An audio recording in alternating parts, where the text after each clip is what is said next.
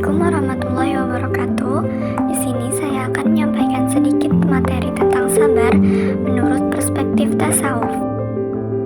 Sebagai disiplin ilmu, sebagaimana telah dipaparkan para ilmuwan, tasawuf merupakan sebuah disiplin agama yang baru, seperti halnya ilmu usul fiqh, mustakah hadis, dan sebagainya, karena eksistensinya sebagai salah satu metode perbaikan akhlak yang ajarannya mempunyai landasan yang kuat dalam Al-Quran dan Sunnah Rasul SAW dan cara mendekatkan diri kepada Allah.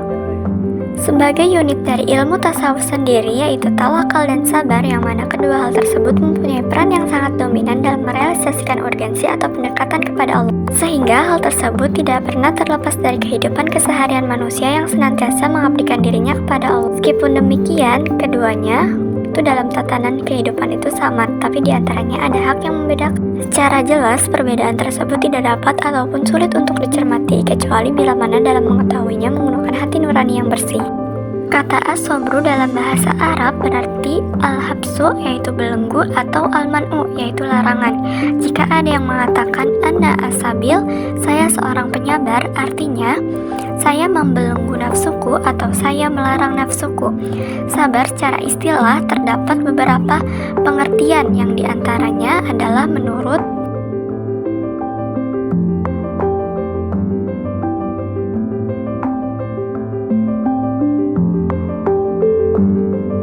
yang pertama, menurut Abu Zakaria Al-Ansori mengemukakan bahwa sabar merupakan kemampuan seorang mengendalikan diri terhadap sesuatu yang terjadi, baik yang disenangi maupun yang dibenci.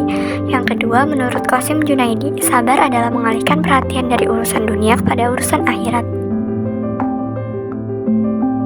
Dari sekian banyak definisi sabar, dapat disimpulkan sabar ialah tahan terhadap penderitaan atau sesuatu yang disenangi dengan ikhlas dan ridho serta menyerahkan kepada Allah Subhanahu wa Ta'ala, dan tidaklah dinamakan sabar orang yang menahan diri secara paksa.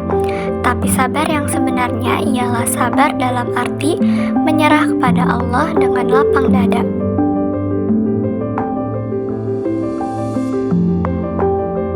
Sabar dapat dibagi menjadi tiga, yaitu yang pertama, sabar terhadap maksiat, yaitu menahan diri untuk menghindari perbuatan jahat dan dari perbuatan hawa nafsu, dan menghindarkan diri dari semua perbuatan yang mempunyai kemungkinan untuk terjerumus ke dalam jurang kehinaan.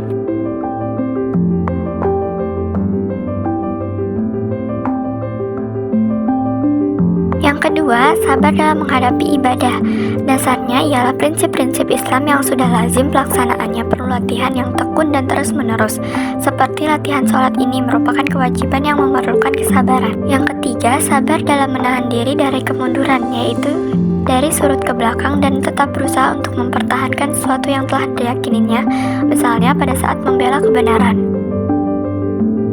Selanjutnya yaitu tingkatan sabar. Al-Ghazali membagi sabar berdasarkan tingkat pengendalian nafsu dalam diri manusia, yaitu terbagi menjadi 3 tingkatan. Yang pertama, orang yang sanggup mengalahkan hawa nafsunya karena ia mempunyai daya juang tinggi.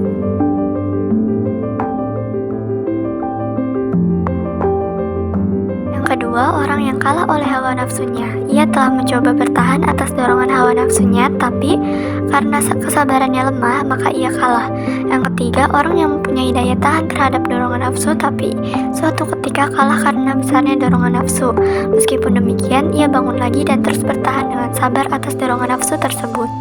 Sekian yang dapat saya sampaikan. Assalamualaikum warahmatullahi wabarakatuh.